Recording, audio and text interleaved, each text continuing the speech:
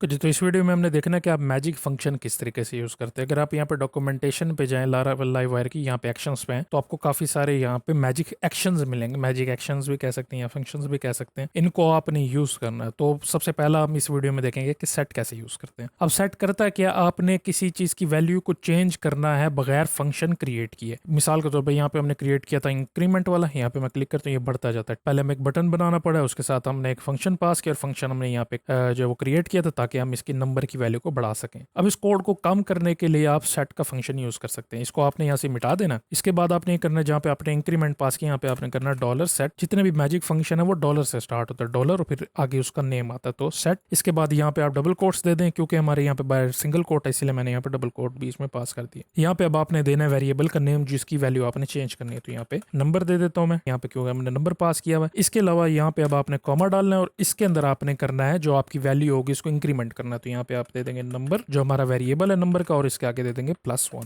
ठीक है, यानी कि जो डिफॉल्ट नंबर होगा उसके अंदर एक ऐड करता जाएगा हमेशा। इसके साथ आप प्लस प्लस वाला तरीका नहीं कर सकते इस तरीके से। ठीक है, इसको सेव करते हैं। ये देखें, ये बस एक दफा बढ़ जाएगा। अब इस पे मैं क्लिक करूँ, ये देखें रिक्वेस्ट जा रही है, लेकिन ये यहाँ पे इंक्रीमेंट नहीं हो रहा। तो आपने क्या करना है, यहाँ पे +1 का लगाना है, यानी कि जो डिफॉल्ट वैल्यू होगी उसके अंदर एक ऐड करना है। अब इस पे क्लिक करेंगे, ये देखें ये बढ़ता जा रहा है, लेकिन यहाँ पे सर्वर से रिक्वेस्ट जाएगी क्योंकि ये सारी बात लाइववायर का फंक्शन ही रन कर रही है। एक ये तरीका हो गया। अब दूसरे वाला है कि यहाँ पे मैं आपको स्ट्रिंग वाले तरीके से दिखा देता हूँ। इसको कॉपी कर देते हैं हम यहाँ से, और यहाँ पे मैं कर देता हूँ एक नेम, और इसके अंदर नेम मैं पास कर देता हूँ, अपना नेम लिख देता हूँ यहाँ पे अमर चेंज।